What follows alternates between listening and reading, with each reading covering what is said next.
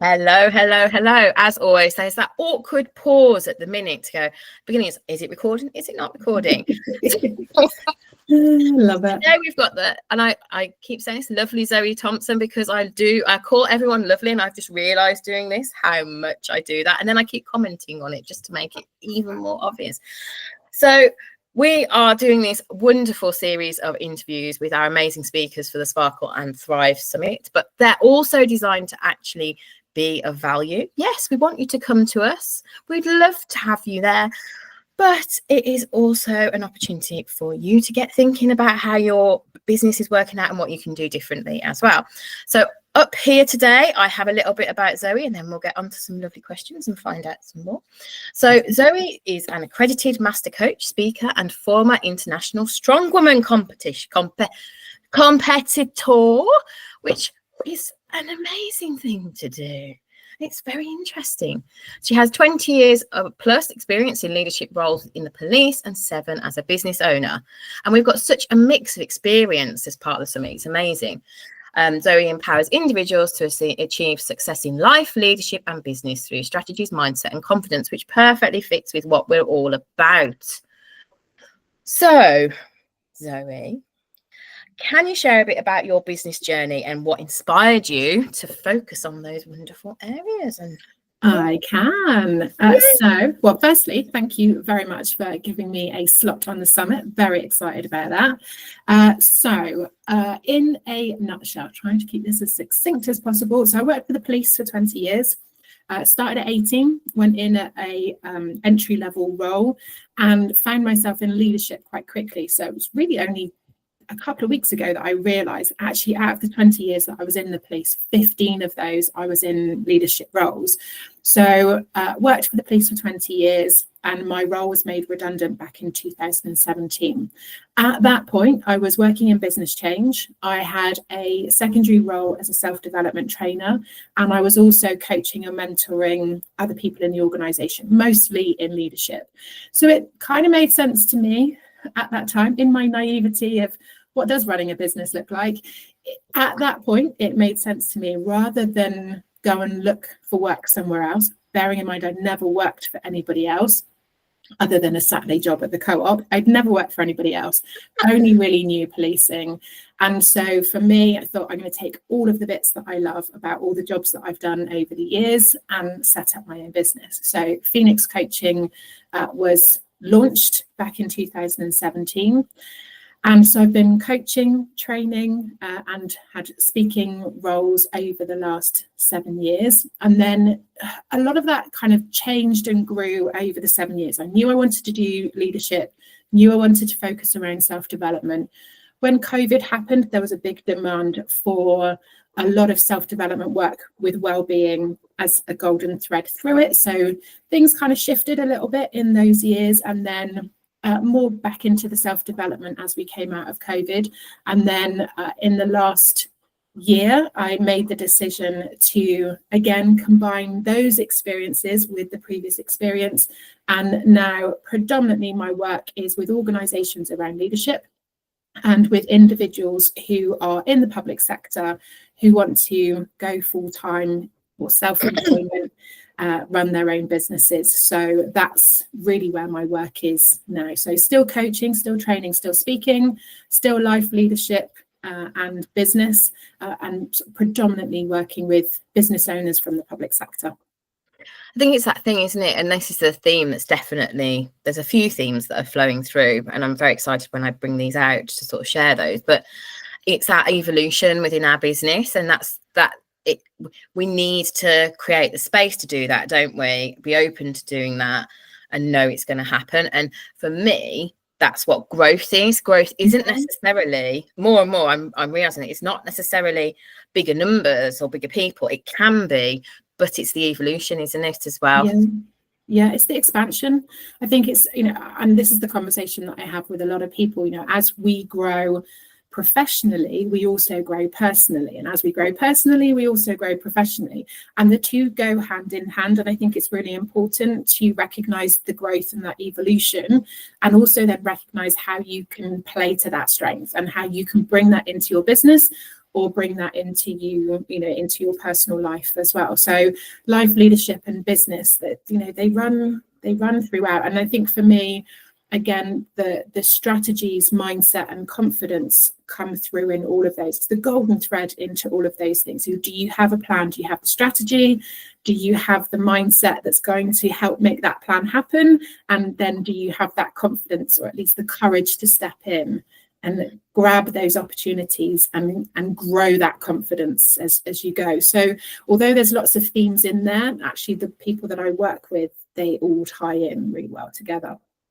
So, and it leads us quite nicely into my next question. And as always, I have my paper. We've got to be open and honest about this. I'll probably remember by the end of my last interview that I do. So what advice would you give to someone feeling overwhelmed by the demands of growing their business?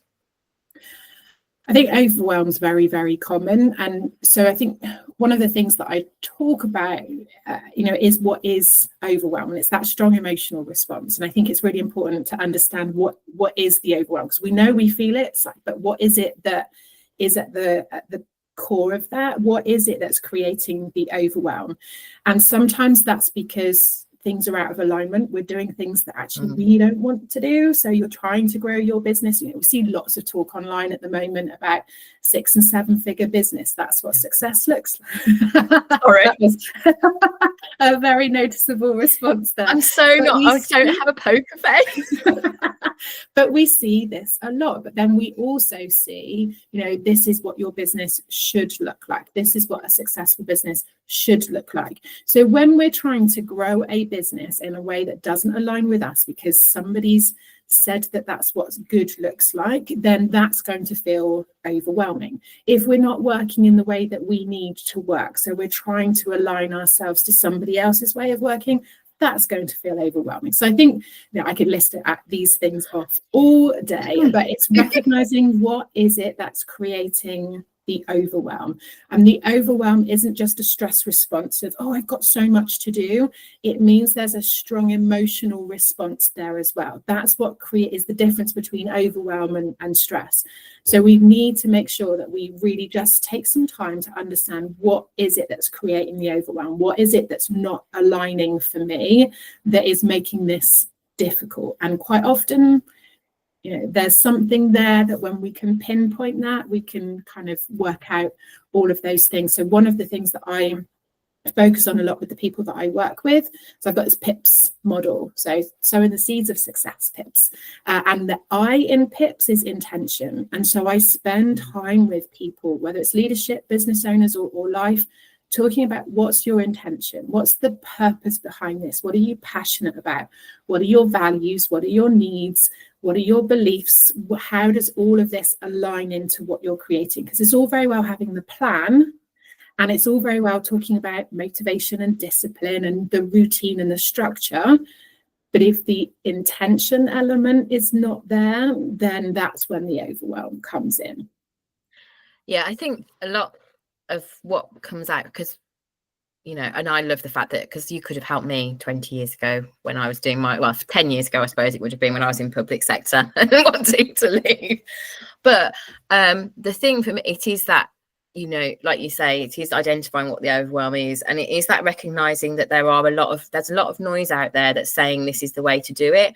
And the thing is that, like you, I think, because my background's internal auditing, yours is a political. So it's that whole thing of, we both understand that there is no one size fits all, and that all these, and I mean, there's a great, I don't want to demean the 6 or 7 figure, because it's a way of marketing and it's a way of running your business, and it's to follow my blueprint.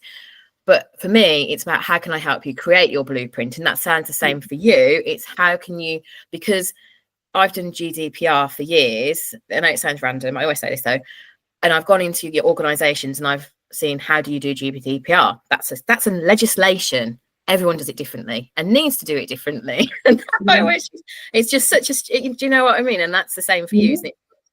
Well, yeah, if I follow your blueprint, and when I see blueprint, I'd see like the architecture plans for a building. So if I follow your building, if I follow your blueprint, I'm going to end up with your house.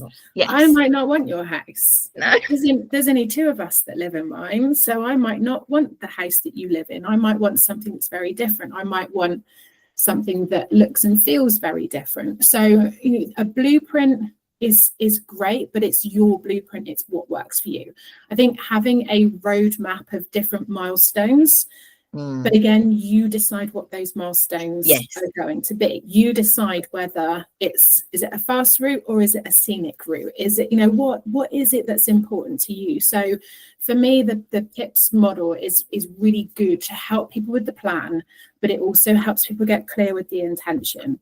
Then we can look at the performance and the structure, which is really important for you as an individual. What do you need? Again, you, not everybody else. What do you need to help you to perform? Like, what motivates you? How can you be more disciplined and more consistent? What structure do you need in place that's going to help you to find that balance with all of your other priorities and all of your other commitments? Because we don't have 12 hours a day to work on our business. Some people have more time, some people have less time. But again, how do you make best use of the time that you have? And how do you know, what time do you have and what time will you use? Because again, that's two very different questions. You could have 4 hours every evening, but realistically, are you wanting to spend 4 hours every evening? Or do you want to have other things that bring you enjoyment in life as well? And that for me is helping people to work out what does balance look like. Which leads us nicely, as always, onto what tools, techniques or habits have been most effective for you in managing your time or energy? So for me, I think even over the last 7 years, things have shifted a little bit. So when I first started the business, my son was in secondary school. He's now 22 and working in a school. It's scary how things change and how fast things change. So for me, even over the 7 years, that dynamic has shifted. The demands outside of the business have shifted. So I check in fairly regularly. Okay, what's really important to me? What do I need to fit in? What does balance look like for me? How do I change those competing priorities? I tend to plan 3 months in advance. That works really well for me. So see, for those watching the video, that there's post-it notes, there's brown paper. I put the detail in 3 months and only plan a quarter at a time. That means I know enough about what life looks like to be able to plan to the detail, and then I just have to follow the plan. So when I wake up in the morning, okay, what's on the list today? That's what I need to do. I don't need to think about it. I'm not making emotionally charged decisions of what do I feel like doing. It's a more disciplined and consistent approach of, okay, what needs to be done today? And I might flex it a little bit. You allow for contingency, but that's what's worked really well for me. So it does change, but the structure of it has been exactly the same since day one. Yeah, it's that whole thing. I mean, I have a 3-year-old. Some have got like it's all, that's back to the evolution, isn't it, and why that needs to happen. So how do you decide what to say no to or where to focus your efforts? I know you've kind of probably alluded to that a little bit now, but I think once my plan's in place, I can see where those gaps are. I think having that clarity around what's important. So again, this is where the intention part of the model comes in really well. So I know what my values are. I know what my needs are. I know what my purpose is and what I want to achieve and what my goals are, that I can then look to see when opportunities come in, how does it fit with what's already in place, and how do I fit that in with the plan that's already mapped out? And if I'm going to do this, what do I take and move to make space for that? So I think if you don't have that, and I think this is probably one of the common conversations that I have, is when you don't plan and map that in and something comes in, you're looking at this in comparison to an empty space. And it's not an empty space because there's a great long list. It's just not mapped in. So I think this is why time blocking works really well. Mapping those priorities in, being really clear on what your priorities each day, each week are, because then when you have those opportunities or you get those requests, you have something to compare to. So if I say yes, does this fit in with what I've already decided is important to me? And if it doesn't fit, do I want to change anything to fit that in, or actually am I going to say no to this opportunity? because it might not be an opportunity, it might just be a distraction. That's true. That shiny object syndrome, distraction type thing. Yeah, that's the old fear of missing out too. Exactly. My daughter gets that a lot. She Uh-huh. has a lot of FOMO. Very. Oh, I apologise. It's all the, because I'm moving house, everywhere is dusty. Yeah, bear with. So, what's one small but powerful step someone can take today to start building a more sustainable business? I think the first step, and it might feel small to some people, it might feel a bigger step to others, just get really clear on what you want. I think the intention element has come up in nearly every answer, so it makes sense to stick with that. So the intention, what's your purpose, what's your passion, what are your values, and how do you align your business with your values? What are your needs, and how do you make sure that your business meets those needs, or life around it meets those needs? Get really clear on what it is that you want, because when you're clear on what you want, it's much easier for you to set a direction, and then you know where you're going. And all of these other things in life can happen, but you still know where you're going. And it means then opportunities might come in that take you off on a little scenic route, but bring you back on the path you're heading, in the direction you're going, rather than going off in a completely different direction or somebody else's direction. So I think getting really clear on what's important to you is really important. And I think it's the first step. Might not be the smallest step, but I think it will be the most significant one. I completely agree. And it's very much front and center of what I'm about as well, because it's that whole thing of, I think you can get so caught back to the fact that a lot of people's blueprints and models are about follow my way, and it can go straight into business, and it doesn't really then go, okay, well, actually, what do you want as a person? What are your circumstances? And it's that whole thing, isn't it? Like you've already said, for you, your child has flown the nest, so that's changed things over the last 7 years. I'm at school next year, so I'm very aware my wants and my space and my life are on quite a quick changing trajectory at the moment. So I'm always coming back to quite often, and things have been quite frantically changing over my sort of last few years, because I've had 1 day of childcare, 2 days of child, and all of that, and then that stabilizes, and that is it, isn't it? We need to keep coming back to that, don't we, as well? And I think that is a very powerful message. As you say, for some it's a small step, for others it's a big step, but it's an important step. Don't do a business plan without having a life plan, basically. No, and I think a lot of people miss that step. They're into the logistics, they're into the planning, they're into the practicalities. And I think unless you have those things rooted at the beginning, that's a fundamental building block for me. I don't, and I think a lot of people do miss that. Yes, they do. Well, thank you, Zoe. We are very much looking forward to your talk, which I must admit I have not put the title down. Can you remember your talk title? That's a good question. I looked at it this morning because my plan is to record it this afternoon. So I did look at it this morning. If you bear with me, it's increasing confidence and resilience, building strength without burning out.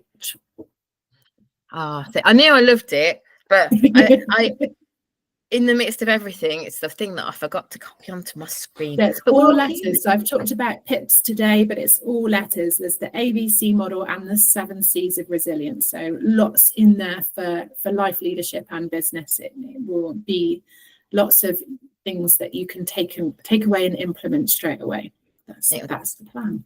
Definitely been on my radar. I am definitely someone who loves a good framework and a good model and different models and how you can use them and all of that kind of stuff. So thank you ever so much, Zoe. And we'll look forward to seeing you on the summit, and everybody else, if you want to join us, I will put and obviously connect with Zoe. I'll put all the details below, all the various blurby blips. And and also I'd really love to hear your key takeaways from today's interview. So have a lovely day, and I will see you soon.